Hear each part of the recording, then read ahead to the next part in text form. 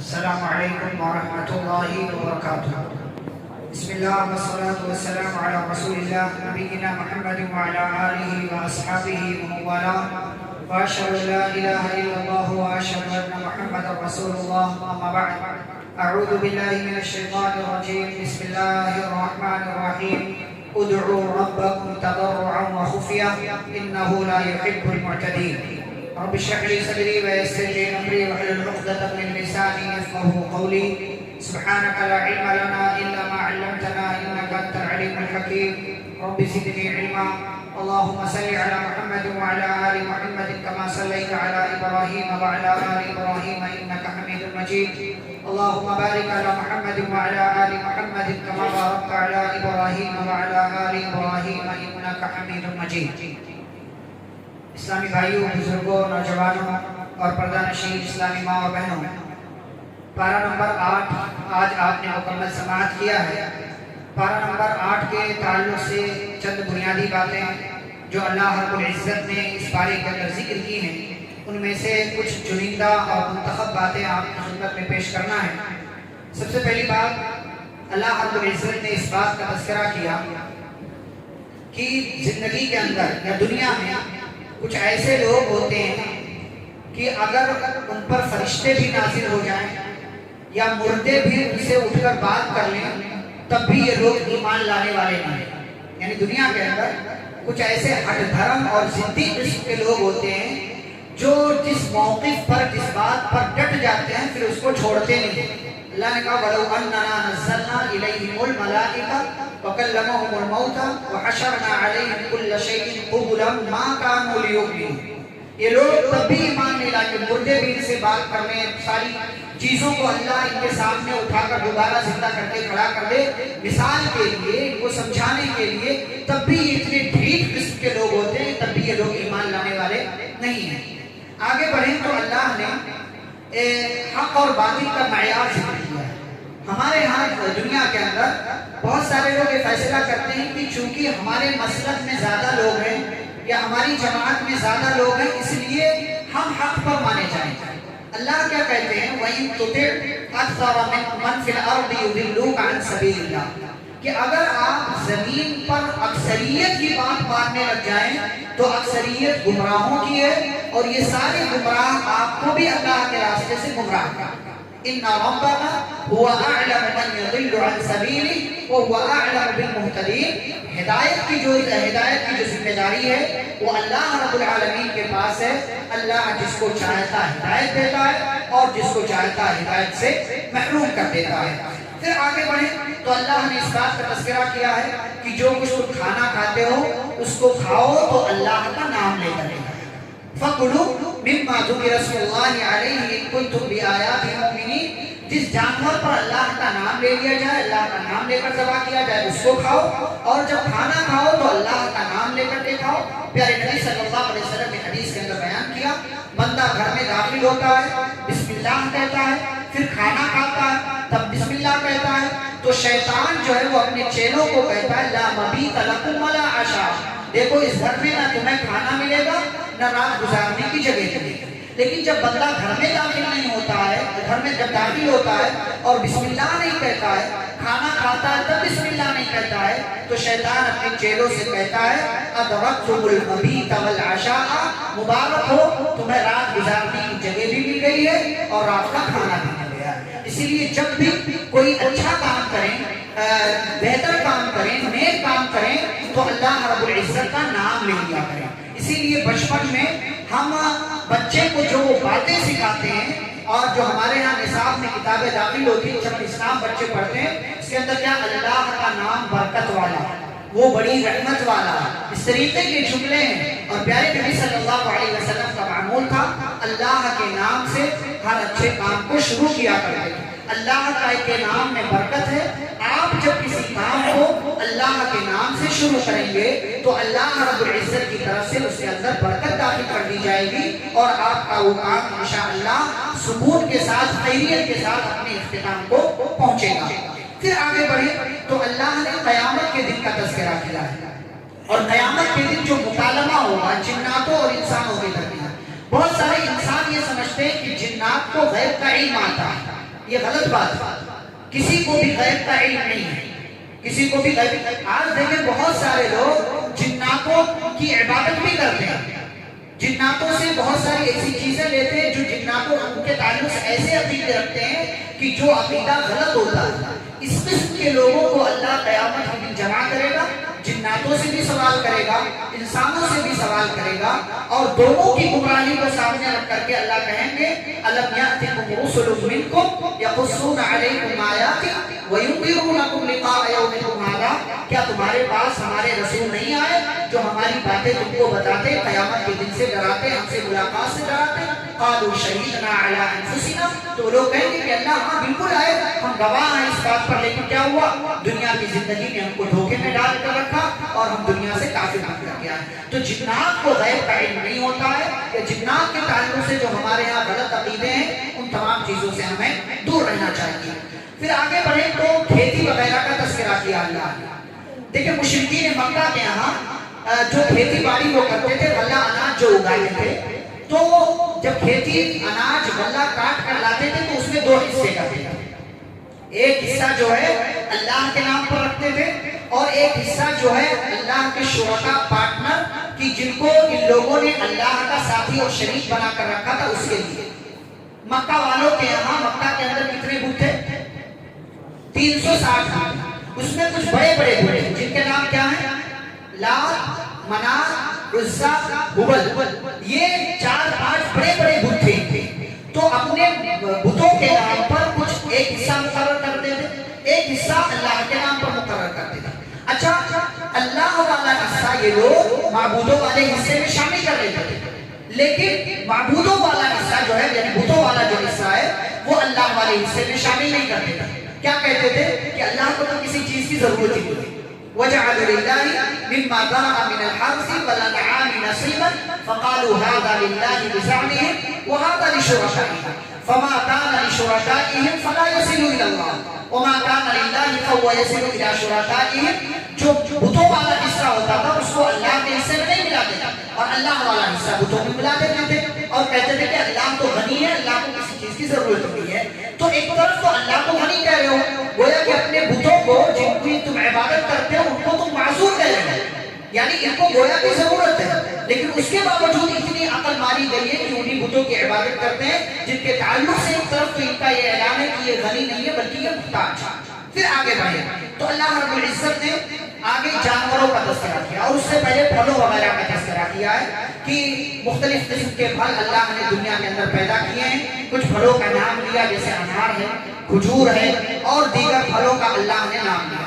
کھیتی باڑی کا اللہ نے تذکرہ کیا تو کہا وَآتُوا حَقَّهُ يَوْمَ حَصَادِهِ, کہ جس دن کھیتی کٹ کر کے آئے اسی دن اس کھیتی میں, اس اناج میں تمہیں زکوٰۃ نکالنا ہے. اسی دن, یا جیسے پیسے روپے ہوتے تو اس میں سال مکمل ہونا شرط ہے, لیکن کھیتی میں کیا ہے, اس میں سال مکمل ہونا شرط نہیں ہے, بس جس دن کھیتی کٹ کر کے آئی اسی دن اس کی زکوٰۃ نکالنا ہے اگر وہ نصاب تک پہنچ جا رہا ہے. ہمارے یہاں لیکن لوگ اس میں بھی کوتاہی کرتے ہیں, ایک بوری اٹھا کر لے جا کر, کتنا بھی پیدا ہوا نا, وہ سیمنٹ والی بوری ایک بوری بھرتے ہیں, مسجد میں لے جا کر رکھ دیتے ہیں اور سوچتے ہیں حق ادا ہو گیا. یہ بھی غلط بات ہے. زکوٰۃ کا جو سسٹم ہے, جو نظام ہے, اس کو فالو کریں اور اس کے مطابق جو ہے اپنی زکوٰۃ جو ہے اللہ کے راستے میں غریبوں اور مسکینوں تک پہنچائیں. پھر جانوروں وغیرہ کا تذکرہ کیا اللہ نے, اور جانوروں کے تعلق سے بات بیان کی کہ یہ جانور ہیں جو اللہ نے تمہارے لیے حلال کیے, جن کی تفصیل ہم جانتے ہیں. اگر ان کے علاوہ کوئی اور جانور ہے جن کا نام لیا اللہ نے, خنزیر ہے, اسی طریقے سے کتا ہے جو غیر اللہ کے نام پر ذبح کر دیا جائے, اللہ نے کہا یہ سب تمہارے لیے حرام ہے. ہاں اگر کوئی مجبوری والی کیفیت آ گئی یا لاعلمی میں تم نے استعمال کر لیا, فإن اللہ غفور رحیم, تو اللہ بخشنے والا ہے, مجبوری میں بھی بہت ساری چیزیں جائز ہو جاتی ہیں.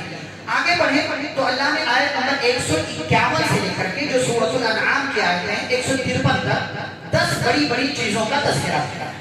10 بڑی بڑی چیزوں کا نام لیا اور کہا کہ یہ کام کرو, یہ کام مت کرو. جیسے نمبر 1, اللہ نے کہا اللہ کے ساتھ کسی کو شریک مت کرو, صرف اسی کی عبادت کرو. نمبر 2, وَبِالْوَالِدَيْنِ إِحْسَانًا, والدین کے ساتھ حسن سلوک کرو. نمبر 3, وَلَا تَقْتُلُوا أَوْلَادَكُمْ مِنْ إِمْلَاقٍ, روزی روٹی کے ڈر سے اپنی اولاد کو قتل مت کرو. اللہ نے کہا تمہیں بھی کھلاتے ہیں ان کو بھی کھلاتے ہیں. نمبر 4 ولا تقربوا الفواحش ما ظهر منها وما بطن، کوئی بھی فحش اور غلط کام مت کرو، چاہے وہ چھپ کر کرو یا لوگوں کے سامنے کرو، لیکن کوئی بھی فحش کام کے قریب بھی مت جاؤ، ہر قسم کے غلط کام سے اپنے آپ کو دور رکھو۔ نمبر 5 ولا تقتلوا النفس التي حرم الله الا بالحق، کسی کا بھی ناحق قتل مت کرو۔ نمبر 6 ولا تقربوا مال اليتيم، یتیموں کا مال مت کھاؤ۔ واوفوا الكيل والميزان بالقسط، جب ناپو تولو تو مکمل ناپ تول کر دو۔ پھر اس کے بعد اللہ نے کہا کہ وَأَوْفُوا الْكَيْلَ إِذَا كِلْتُمْ وَزِنُوا بِالْقِسْطَاسِ وَأَوْفُوا الْكَيْلَ إِذَا كِلْتُمْ وَزِنُوا بِالْقِسْطَاسِ الْمُسْتَقِيمِ، اور اس کے بعد وَأَوْفُوا بِالْعَهْدِ، کہ جو عہد و پیمان کرو اس کو پورا کرو، اس لیے کہ عہد و پیمان کے بارے میں اللہ رب العزت تم سے سوال کرنے والا۔ اور پھر آخری بات اللہ نے کہا وَأَنَّ هَذَا صِرَاطِي مُسْتَقِيمًا فَاتَّبِعُوهُ، یہ میرا سیدھا راستہ ہے، لہذا اسی سیدھے راستے پر چلتے رہو، یعنی صراط المستقیم والا راستہ جو ہے، جو سیدھا راستہ اس کو اختیار کرو۔ وَلَا تَتَّبِعُوا السُّبُلَ فَتَفَرَّقَ بِكُمْ عَنْ سَبِيلِهِ، اور جو دائیں بائیں جو راستے جا رہے ہیں ان راستوں پر مت چلو، کیونکہ وہ شیطانی راستے ہیں، اسی چیز کی اللہ تمہیں نصیحت کرتا ہے۔ پھر آگے اللہ نے نیکی اور گناہ کا بدلہ ذکر کیا، یہ بھی اللہ کی رحمت ہے۔ اللہ نے کہا من جاء بالحسنۃ فلہ عشر امثالها، آپ کوئی نیکی کا ایک کام کریں تو اس کا بدلہ جو ہے کم از کم جو ملتا ہے وہ 10 گنا ملتا ہے، ایک کے بدلے 10۔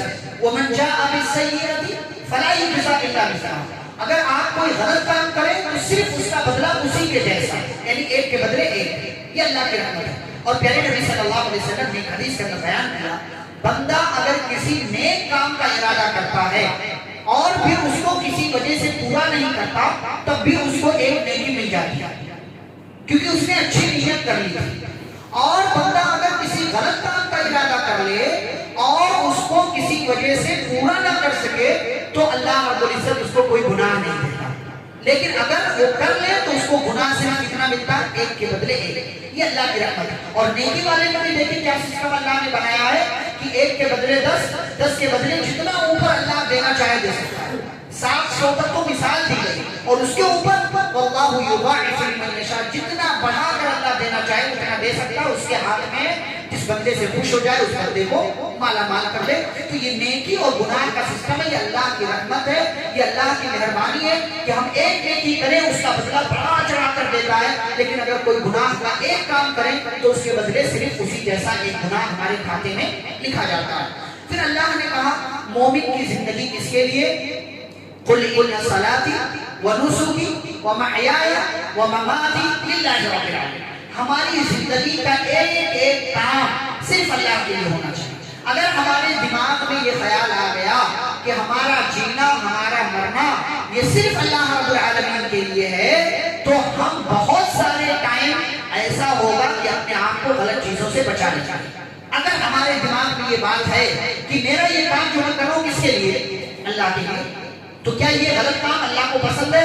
نہیں، تو پھر ہم اس غلط کام سے اپنے آپ کو بچا سکتے ہیں، بچانا ہمارے لیے آسان ہو جائے گا۔ اسی میں ایک بات یہ بھی کہ جب بھی کوئی غلط کام کا خیال ہمارے ذہن میں آئے تو ہمیں یہ سوچنا چاہیے یہ کام جنت میں لے کر جانے والا ہے یا جہنم میں لے کر جانے والا۔ اگر اس کام کا نتیجہ یہ ہے کہ جنت کے قریب ہمیں لے کر جا سکتا ہے کر جائیے، شوق سے کیجیے، لیکن اگر اس کام کا نتیجہ اور رزلٹ جہنم کے قریب لے کر جانے والا ہے تو ایسی صورت میں ہمیں اس کام سے اپنے آپ کو دور رکھنا چاہیے۔ مومن کی زندگی مکمل طور سے صرف اور صرف اللہ رب العالمین کے لیے، میری نماز، میری قربانی، میرا جینا، میرا مرنا سب اس اللہ کے لیے جو رب العالمین ہے، جس کا کوئی پارٹنر نہیں ہے، اور اسی بات کا تمام لوگوں کو حکم دیا گیا۔ یہاں پر سورۃ الانعام مکمل ہوتی ہے، اس کے بعد سورۃ الاعراف کا آغاز ہوتا ہے۔ اعراف کا مطلب ہوتا ہے رکاوٹ، چونکہ اس کا تذکرہ آگے ہے اسی سورہ کے اندر، اسی پارے میں، وہاں پر ابھی بات آئے گی انشاءاللہ ہم بیان کریں گے۔ اسی کے نام سے یہ سورہ ہے سورۃ الاعراف۔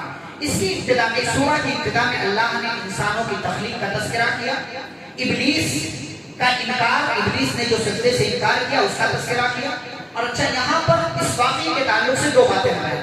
پہلی بات کہ جب ابلیس نے انکار کر دیا آدم علیہ السلام کا سجدہ کرنے سے تو اللہ نے کہا کیوں سجدہ نہیں کیا تم؟ تو اس نے کہا کہ میں آدم سے بہتر ہوں۔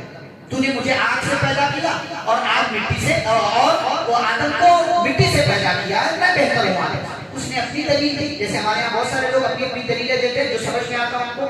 یہ دلیل دینا ایک بات ہے، دلیل کا صحیح ہونا یہ دوسری بات ہے۔ ابلیس نے دلیل تو دی، لاجک تو پیش کیا، لیکن اس کی لاجک صحیح نہیں، اس کی دلیل درست نہیں تھی۔ اسی لیے اللہ نے کیا کہا، فَهَبِطْ مِنْهَا، جا جنت سے تو نکل جا، تو مردود ہے، تو ہماری نظر میں مبعوث ہے، آج سے تو مجرم ہے۔ لیکن اس نے مہلت مانگی اللہ سے، انذرنی الی یوم یبعثون، اے اللہ مجھے قیامت تک کی مہلت دے۔ ابلیس نے بھی کس سے مانگا؟ اللہ سے۔ آدم کے وسیلے سے نہیں گیا ابلیس، آدم کے وسیلے سے ابلیس نہیں گیا، اللہ سے ڈائریکٹ مانگا، کیونکہ اسے پتا ہے کہ اللہ ہی دینے والا ہے۔ کہا اللہ مجھے قیامت تک کی مہلت دے۔ ایک بات مانگنا کسے؟ اللہ سے۔ اللہ نے دیا کہ نہیں ابلیس کو، انکا من المنذرین۔ پتہ کیا چلا؟ اللہ گنہگار سے گنہگار بندوں کی بھی سنتا ہے۔ ہمارے بہت سارے لوگ کہہ رہے مولوی صاحب ہم تو بڑے گنہگار، اللہ ہماری کہاں سنتا، ہمارے لیے دعا کرو۔ ابلیس سے بڑے گنہگار نہیں آپ، ابلیس سے زیادہ گنہگار، زیادہ بڑے مجرم اللہ کی نظر میں آپ نہیں، آپ تو ایمان والے ہیں۔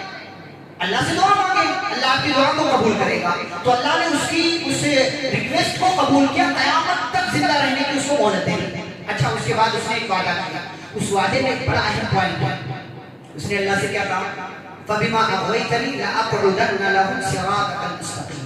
کہا جس انسان کی وجہ سے اللہ تو نے مجھے یہاں سے بھگایا ہے نا، اسی انسان کو گمراہ کرنے کے لیے میں تیرے سیدھے راستے پر بیٹھ جاؤں گا۔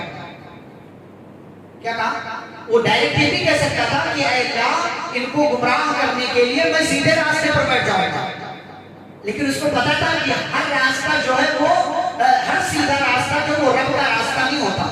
اس لیے اس نے کیا کہا، اے اللہ ان کو گمراہ کرنے کے لیے تیرا سیدھا والا جو راستہ ہے اس پر میں بیٹھوں گا، کیونکہ اس کو بھی پتا ہے کہ جو اللہ کا جو راستہ ہے وہی سب سے سچا راستہ ہے، اس کے علاوہ سارے راستے فالتو ہیں۔ سارے راستوں کا ڈسٹینیشن جو ہے، آخری منزل ہے وہ گمراہی پر ختم ہوتی ہے، لیکن رب والا جو صراط مستقیم ہے اس کی آخری منزل جو ہے وہ جنت ہے، رب کی رضا ہے، رب کا دیدار ہے۔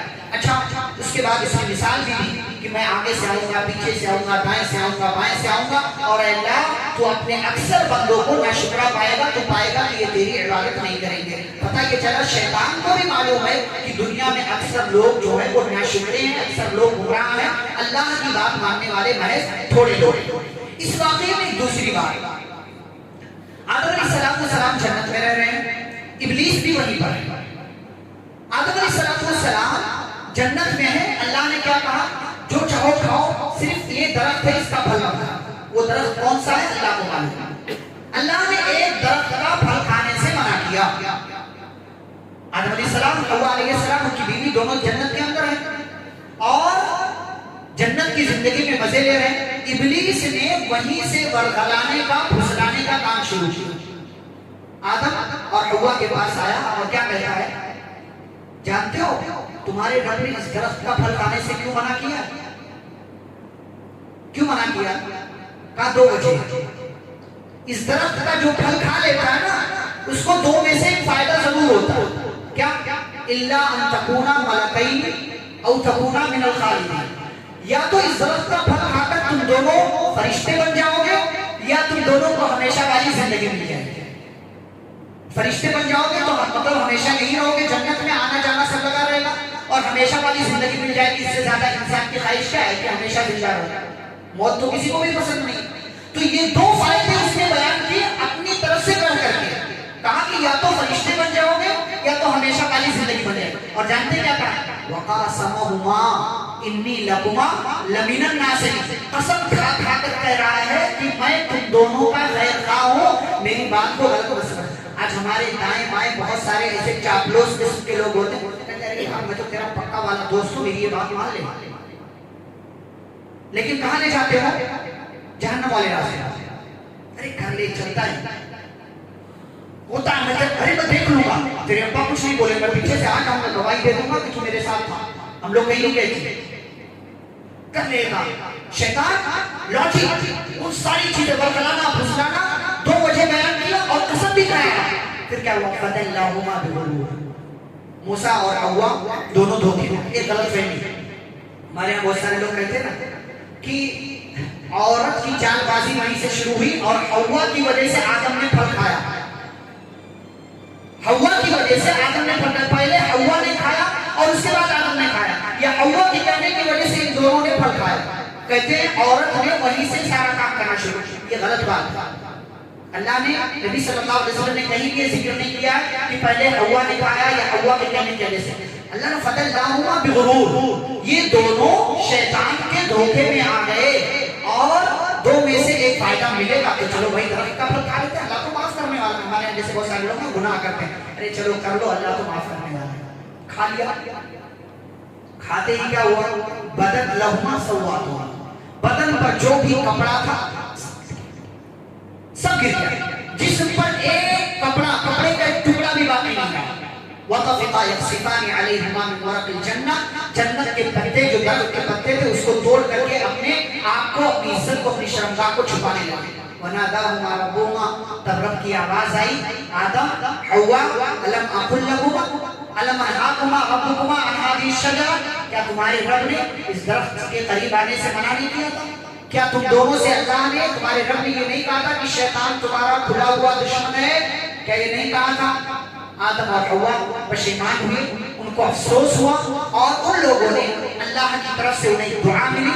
اس دعا کو اللہ کے سامنے ان لوگوں نے رکھ کر کے اپنے گناہوں کو سامنے رکھا جو غلطی ہوئی تھی اور کہا ربنا ظلمنا انفسنا وان لم تغفر لنا وترحمنا لنكونن من الخاسرین. اے ہمارے رب, ہم نے اپنے اوپر ظلم کر لیا, ایک غلطی ہوئی ہے اللہ, ہم نے اپنے اوپر ظلم کر لیا ہے. اگر تو نے معاف نہیں کیا, تو نے ہم پر رحم نہیں کیا تو ہم خسارہ اٹھانے والوں میں سے ہو جائیں گے.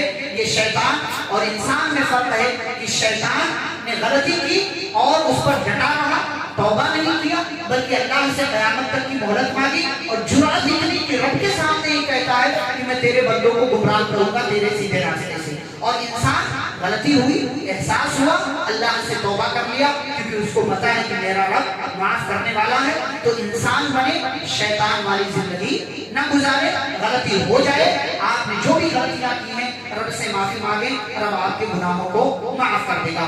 پھر لباس وغیرہ کے احکام اللہ نے بیان کیے کہ جو لباس ہے وہ اسلامی ہونا چاہیے. ایسا نہ ہو کہ آپ لباس ایسا پہنیں, چاہے وہ مرد ہو یا عورت, کہ اس سے جسم کے اعضاء ظاہر ہوں, اتنے ٹائٹ ہوں کہ آپ استنجا صحیح طریقے سے نہ کر پائیں, اتنے چھوٹے نہ ہوں کہ نماز کے حالت میں دوسروں کی نماز میں آپ کے جسم کو دیکھ کر کے خلل پڑ جائے. اس طریقے کے کپڑے پہننے سے ہمیں بچنا چاہیے. عورتوں کو ایسے ٹائٹ اور ایسے باریک لباس نہیں پہننا چاہیے کہ جس سے ان کے جسم کے اعضاء نمایاں ہوں. اللہ نے کہا وہ لباس التقویٰ, تقویٰ کا لباس پہنیں کہ جس کے اندر آپ کا جسم بھی محفوظ رہے اور آپ کے جسم کے اعضاء نمایاں نہ ہو. ذالک خیر, یہی تمہارے لیے بہتر ہے. اس لیے کہ شیطان کی خواہش ہے کہ وہ تمہیں جنت سے نکال دے جیسے اس نے تمہارے باپ آدم اور تمہاری ماں حوا کو جنت سے نکالا تھا. پھر نماز کے وقت بطور خاص اللہ نے ذکر کیا, اے انسانوں, اے بنی آدم, نماز کے لیے آؤ تو خوبصورت بن کر کے آؤ, پیارے بن کر کے آؤ, اچھے بن کر کے آؤ. وَكُلُوا وَاشْرَبُوا وَلَا تُسْرِفُوا, اور کھاؤ پیو تو بہت زیادہ کھاؤ پیو مت. ہمارے یہاں بہت سارے لوگ کھانا مل گیا, دعوت مل گئی تو ایسے کھاتے ہیں جیسے زندگی کا آخری کھانا ہو. نہیں, ایسے کھاتے کوئی دعوت ہے, پھر دعوت ملے گی بھائی, پھر دعوت ملے گی. اتنا زیادہ کھانے کے بعد لوگوں کو تو اٹھانا پڑتا ہے کرسی سے. اتنا کھاتے ہیں بھائی, کیا مطلب زندہ ہے تو رہے گا, کھانا آئے گا آپ کے پاس. اور آج دیکھیں موٹاپا بڑھ رہا ہے, ایک بیماری ہے, اس لیے کہ آپ ایک لمٹ سے زیادہ کھا رہے ہیں. پیارے نبی صلی اللہ علیہ وسلم نے کیا فرمایا کہ اپنے پیٹ کے 3 حصے کریں, ایک حصہ پانی کے لیے, ایک کھانے کے لیے اور ایک سانس کے لیے باقی رکھیں. ہمارے یہاں تینوں حصہ کھانے کے لیے لوگ رکھتے ہیں کہ چلو بھائی کھاؤ کھاؤ کھاؤ. وَكُلُوا وَاشْرَبُوا وَلَا تُسْرِفُوا, اللہ نے کہا کھاؤ پیو اسراف مت کرو. اس لیے کہ ضرورت سے زیادہ کا مطلب لمٹ سے زیادہ جب آپ کھائیں گے, إِنَّهُ لَا يُحِبُّ الْمُسْرِفِينَ, تو اللہ کہتا ہے اللہ اسراف کرنے والوں کو پسند نہیں کیا کرتا ہے. ایک لمٹ میں رہ کر کے کھائیں, شوق سے کھانا اچھا ہو کھائیں, کوئی مسئلہ نہیں ہے, لیکن اتنا زیادہ مت کھا لیں کہ وہ آپ کے لیے وہ والے جان کر جائے. پھر آگے بڑھیں تو اللہ نے اپنی آیتوں کو جھٹلانے والوں کا انجام ذکر کیا. کہا جو میری آیتوں کو جھٹلانے والے, اسی پر مر جانے والے, ان لوگوں کا جنت میں داخل داخل ہونا ایسے ہی ناممکن ہے جیسے اونٹ کا سوئی کے سوراخ میں داخل ہونا ناممکن ہے. یہ اللہ نے مثال دے کر کے سمجھایا. کہا یہ لوگ جنت میں اس وقت تک نہیں جا سکتے جب تک کہ ایک اونٹ سوئی کے سوراخ میں داخل نہ ہو جائے. تو یہ تو ناممکن ہے. ایسے ہی اللہ کی آیتوں کو جھٹلانے والوں کا انجام یہ ہے کہ وہ ان کا جنت میں جانا ناممکن ہے. پھر اللہ نے جنت کا تذکرہ کیا کہ جنت میں کیا کیا نعمتیں ملنے والی ہیں. انشاءاللہ جب جنت کا خصوصی تذکرہ آگے چل کر کے آئے گا تو وہاں پر ہم تفصیل کے ساتھ جنت کے تعلق سے بیان کریں گے. پھر اعراف کا تذکرہ کیا. یہ اصحاب الاعراف کون لوگ ہیں؟ اصحاب الاعراف علماء نے الگ الگ تفصیلات بیان کی ہیں، لیکن ایک بات جو زیادہ قریب ہے وہ یہ کہ یہ اصحاب الاعراف جنت اور جہنم کے درمیان ایک جگہ ہے، وہاں پر کچھ لوگوں کو روک لیا جائے گا. یہ کون لوگ ہوں گے؟ جن کی نیکیاں اور جن کے گناہ دونوں برابر ہیں. جن کی نیکیاں اور گناہ برابر ہوں گے اللہ اپنی بات میں ان کے گناہوں کو معاف کر کے ان کی نیکیوں کو قبول کر کے انہیں جنت کے اندر داخل کر دیں گے. اچھا یہیں پر اللہ نے ایک بات بیان کی ہے. فرمایا جہنمی جہنم کے اندر ہوں گے تو جنت والوں کو نعمتوں میں دیکھ کر کے جنت والوں سے کیا کہیں گے؟ اے جنتیوں ان افیضوا علینا من الماء ومما رزقکم اللہ. کہیں گے کہ جس جنت میں تم ہو نا اس جنت کے اندر کتنے ٹائپ کی نہریں ہیں؟ 4 ٹائپ کی. دودھ کی، شراب کی، شہد کی اور پانی کی. تو کیا کہیں گے؟ جنت کا جو پانی ہے نا وہ پانی ہمارے اوپر چھڑکا دو، چھڑک دو ہمارے اوپر. اور مما رزقکم اللہ، یا جو کچھ اللہ نے تمہیں نعمتیں دی ہیں نا اس میں سے کچھ ہمیں بھی دے دو. تو جنتی کیا جواب دیں گے؟ لو بھائی تم میرے رشتے دار تھے، لے لو. ان اللہ حرمہما علی الکافرین. کہیں گے اللہ نے جنت کا کھانا اور جنت کا پانی دونوں کافروں پر حرام کر دیا. کتنے افسوس کی بات کہ جہنمی جو ہے وہ جنتیوں سے کہیں گے کہ بھائی پانی نہ دو کوئی مسئلہ نہیں ہے، لیکن پانی جنت کا ہمارے اوپر چھڑک تو دو، یا جو کچھ اللہ نے دیا سارا نہ دو، تھوڑا تو دے دو. قالوا ان اللہ حرمہما علی الکافرین. کہیں گے اللہ نے یہ دونوں چیزیں حرام کر دی ہیں. پھر اس کے بعد اللہ نے آیت نمبر 54 میں کائنات کی پیدائش کا تذکرہ کیا ہے، جس تعلق سے بات پہلے کیا چکی ہے کہ اللہ نے زمین و آسمان کو 6 دنوں میں پیدا کیا. سورج، چاند، ستارے یہ ساری چیزیں بنائی، یہ ہمارے لیے بنائی ہیں. ایک اہم بات اللہ نے دعا کے تعلق سے ذکر کیا ہے. فرمایا ادعوا ربکم تضرعا وخفیا.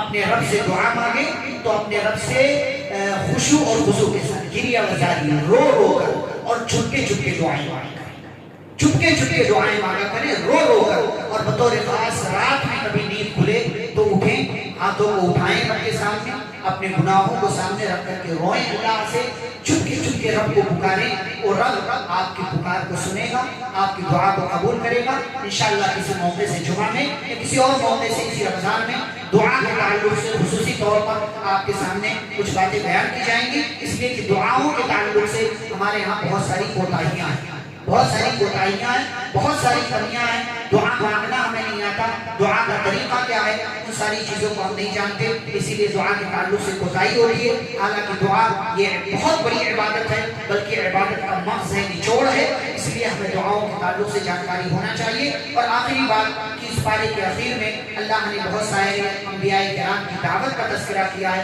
اختصار کے ساتھ نوح علیہ السلام کا، ہود علیہ السلام کا، اور صالح علیہ السلام کا، لوط علیہ السلام کا، ان تمام انبیاء کا تفصیلی تذکرہ اللہ نے پارہ نمبر 12 میں کیا ہے. یہاں پر بہت شارٹ اللہ نے بیان کیا کہ پارہ نمبر 12 آئے گا تو وہاں کیسے نبی کیسے اپنی قوم میں گئے، کیا حالات ہوئے، قوم کا انجام کیا ہوا. انشاءاللہ پارہ نمبر 12 میں ہم تفصیل کے ساتھ سارے نبیوں کا تذکرہ کریں گے. وہاں پر جب پارہ نمبر 12 آئے گا، آج کی مجلس یہیں پر ختم ہوتی ہے. اللہ رب العزت سے دعا ہے اللہ ہم سبھی کو قرآن و حدیث کی تعلیمات کو پڑھنے، سمجھنے، ان پر عمل کرنے کی توفیق عطا فرمائے.